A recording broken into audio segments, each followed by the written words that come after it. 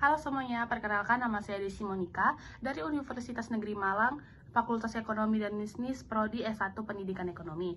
Dalam video ini saya akan menjelaskan mengenai tips and trik cara menanamkan demokrasi kepada siswa untuk memenuhi tugas pengantar ke pendidikan yang diampu oleh Ibu Evania Yafi, SPD MPD PSI. Selamat menyaksikan. Sebelum kita membahas apa saja sih tips and trik cara menanamkan demokrasi kepada siswa, terlebih dahulu itu kita harus tahu kenapa penting mengetahui hak dan kewajiban kita sebagai warga negara. Edukasi kewarganegaraan ini mengajarkan kita tentang hak, kewajiban, dan hukum warga negara, yang dimana itu untuk menciptakan individu yang bertanggung jawab dan aktif dalam kehidupan demokrasi. Sebelum itu, kita harus tahu apa itu edukasi kewarganegaraan. Jadi, edukasi kewarganegaraan ini adalah proses pembelajaran yang bertujuan untuk memberikan pemahaman mengenai hukum, hak asasi manusia, dan kewajiban kita sebagai warga negara. Pendidikan ini penting karena memberikan landasan agar kita itu bisa menjalani kehidupan sehari-hari dengan memahami apa yang boleh dan tidak boleh kita lakukan, yang dimana itu harus sesuai dengan hukum yang berlaku.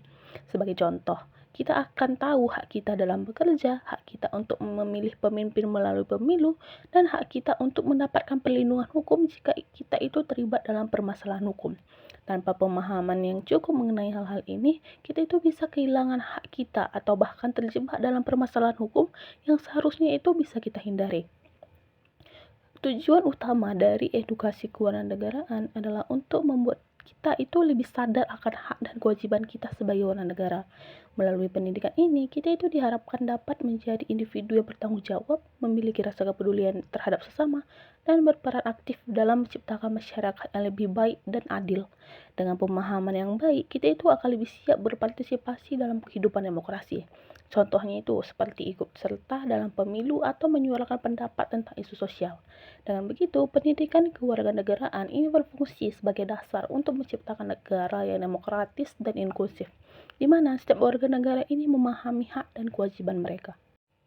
Setelah kita memahami mengapa penting untuk mengetahui hak dan kewajiban kita sebagai warga negara, selanjutnya itu bagaimana sih cara belajar kewarganegaraan ini dengan seru dan menarik?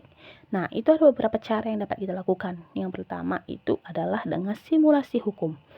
Simulasi hukum ini adalah salah satu metode yang digunakan untuk membawa siswa dalam situasi yang mirip dengan kasus hukum nyata. Dalam metode ini, siswa bisa berperan sebagai hakim, pengacara, atau saksi dalam sebuah persidangan yang sedang berlangsung. Dengan cara ini, siswa itu akan mendapat pengalaman langsung mengenai bagaimana penerapan hukum di masyarakat. Misalnya, mereka bisa belajar tentang bagaimana hukum memutuskan suatu masalah berdasarkan bukti dan saksi, serta bagaimana proses persidangan sedang berjalan.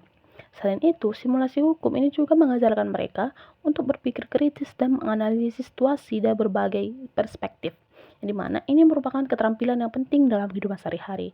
Simulasi hukum ini memberi siswa gambaran yang lebih konkret tentang bagaimana hukum berlaku, bukan hanya teori yang mereka pelajari dari buku. Cara yang kedua itu adalah diskusi interaktif. Metode ini mendorong siswa untuk berdiskusi tentang isu-isu sosial dan hukum yang sedang terjadi di masyarakat. Ini adalah kesempatan bagi mereka untuk berbicara, berbagi pandangan, dan memahami pandangan orang lain. Diskusi macam ini tidak hanya meningkatkan pemahaman mereka tentang hukum, tetapi juga melatih mereka untuk berpikir lebih kritis dan objektif dalam menghadapi suatu masalah. Melalui diskusi ini, siswa bisa belajar tentang isu-isu penting seperti hak asasi manusia, kebebasan berbicara, atau peran hukum dalam kehidupan masyarakat. Diskusi ini memberi ruang bagi siswa untuk mengungkapkan pandangan mereka, belajar mendengarkan orang lain, dan bekerja sama untuk mencari solusi dari berbagai masalah yang ada. Pendekatan ini sangat efektif dalam mengembangkan keterampilan sosial dan komunikasi siswa. Dan yang ketiga itu adalah pemanfaatan teknologi. Dalam era digital seperti sekarang, pemanfaatan teknologi semakin sangat penting dalam proses pembelajaran. Teknologi seperti video, aplikasi pendidikan, dan platform digital itu dapat membuat pembelajaran kewarganegaraan ini menjadi lebih menarik dan relevan dengan kehidupan siswa. Siswa dapat mengakses informasi lebih mudah dan cepat, serta mengikuti materi yang disajikan dengan cara yang lebih interaktif. Dengan menggunakan teknologi, guru bisa memperkenalkan berbagai topik kewarganegaraan melalui berbagai media seperti video dokumenter, simulasi online, atau platform diskusi digital. Hal ini juga membuat pembelajaran ini lebih menarik bagi generasi muda yang sudah terbiasa dengan dunia teknologi. Teknologi membantu memperkaya pengalaman belajar dan membuat siswa ini lebih terlibat dalam materi yang mereka pelajari. Dan yang terakhir itu adalah program berbasis komunitas. Selain di sekolah, edukasi kewarganegaraan ini juga bisa dilakukan melalui program berbasis komunitas. Program ini melibatkan masyarakat secara langsung, seperti pelatihan hukum atau kampanye kesadaran hak asasi manusia. Program berbasis tentang hak asasi manusia, hukum, dan kewajiban negara. Masyarakat yang terlibat dalam program ini akan memiliki pemahaman yang lebih baik tentang bagaimana hukum bekerja dan bagaimana mereka dapat berkontribusi dalam menciptakan perubahan yang positif di lingkungan sekitar.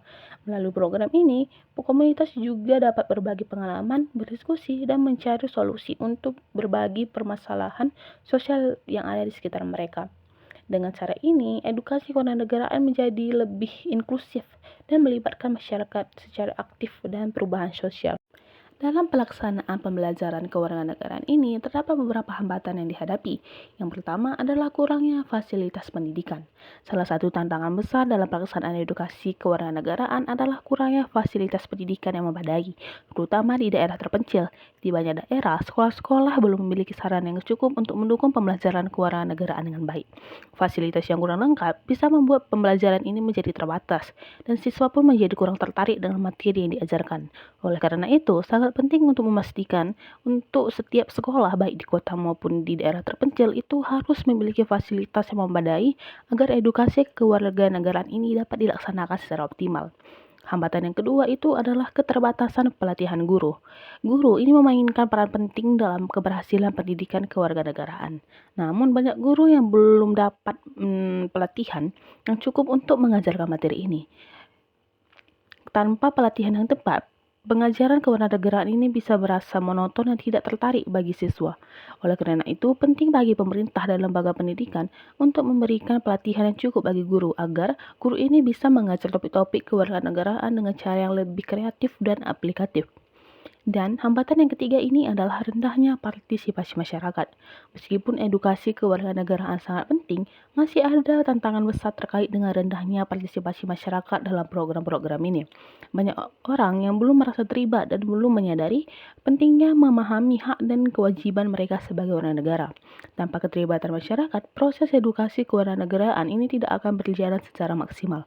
Oleh karena itu, dibutuhkan lebih banyak usaha untuk meningkatkan kesadaran masyarakat akan pentingnya program ini, serta mendorong mereka untuk berpartisipasi dalam berbagai kegiatan yang berkaitan dengan edukasi kewarganegaraan. Meskipun terdapat beberapa hambatan dalam pelaksanaan pembelajaran kewarganegaraan, kita itu tidak boleh hanya terpaku kepada hambatan itu saja, tetapi kita itu harus lebih fokus kepada dampak positif yang dihasilkan oleh edukasi kewarganegaraan.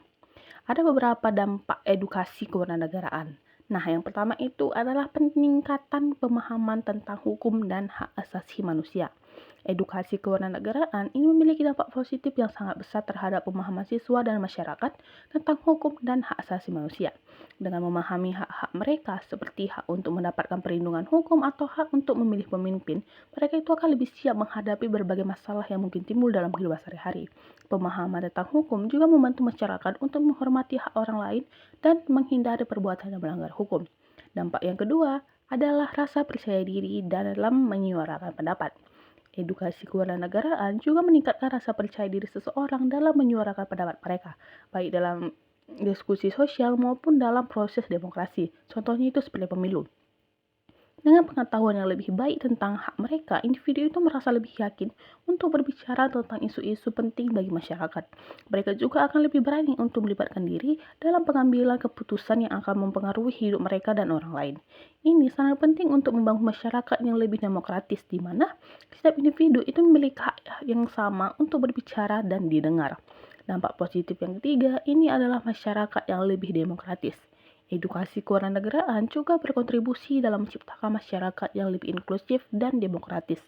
Masyarakat yang memiliki pemahaman yang baik tentang hak dan kewajiban mereka akan lebih peduli terhadap masalah sosial dan hak asasi manusia. Mereka juga lebih siap untuk berpartisipasi dalam perubahan sosial yang positif. baik itu melalui pemilu, diskusi publik, atau kegiatan sosial lainnya. Dengan pendidikan yang tepat, masyarakat akan lebih peduli dan lebih aktif dalam menciptakan perubahan yang mengutamakan orang lain. Nah, agar edukasi kewarganegaraan ini dapat berjalan dengan sukses, itu penting yang namanya kerjasama. Keberhasilan edukasi kewarganegaraan itu tidak hanya bergantung pada usaha sekolah ataupun pemerintah saja. Dibutuhkan kerjasama yang erat antara pemerintah, lembaga pendidikan, dan komunitas untuk menciptakan program yang efektif dan menjangkau seluruh lapisan masyarakat.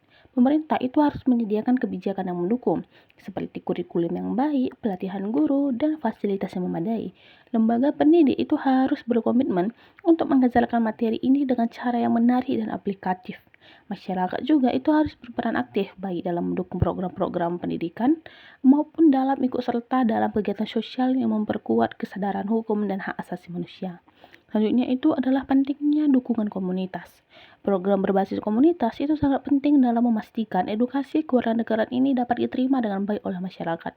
Program-program ini bisa berupa pelatihan hukum, seminar, itu seminarnya dapat berupa tentang hak asasi manusia ataupun diskusi tentang isu-isu sosial yang relevan. Dalam program ini, masyarakat itu bisa belajar bersama, berbagi pengalaman, dan mengatasi permasalahan sosial yang ada di sekitar mereka. Dengan dukungan komunitas, edukasi kewarganegaraan ini bisa lebih mudah diakses oleh berbagai kalangan dan dapat memperkuat yang namanya solidaritas sosial dalam masyarakat. Nah, kita sudah sampai di part yang kita tunggu, yaitu apa saja sih tips and trick yang dapat kita gunakan untuk menanamkan demokrasi kepada siswa. Di sini ada beberapa tips seru untuk mengajarkan demokrasi di kelas. Yang pertama yaitu dengan diskusi kelompok. Diskusi kelompok ini adalah cara yang baik untuk mengajarkan siswa tentang demokrasi dan hak asasi manusia. Melalui diskusi, siswa akan belajar untuk berpikir kritis dan menghargai pendapat orang lain. Misalnya, dalam diskusi tentang kebebasan berbicara, siswa ini bisa mendiskusikan bagaimana kebebasan tersebut harus dijaga serta batasannya. Diskusi seperti ini membantu siswa untuk berpikir secara mendalam tentang isu-isu sosial yang ada di masyarakat dan bagaimana mereka itu bisa berpartisipasi dalam menciptakan solusi. Tips yang kedua itu adalah simulasi pemilihan umum. Simulasi pemilihan umum inilah cara yang menyenangkan dan mendidik untuk mengajarkan siswa tentang proses demokrasi. Dalam simulasi ini, siswa dapat merasakan bagaimana proses pemilu berlangsung, mulai dari pencalonan calon pemimpin, proses pemungutan suara, hingga perhitungan suara. Dengan cara ini, mereka belajar pentingnya memilih pemimpin yang tepat dan memahami peran mereka dalam menentukan arah negara. Ini juga memberi mereka kesempatan untuk belajar bagaimana suara mereka ini berpengaruh terhadap keputusan yang diambil oleh negara. Dan ketiga, ini adalah memberikan ruang untuk berpendapat. Sangat penting untuk memberikan ruang bagi siswa untuk menyampaikan pendapat mereka.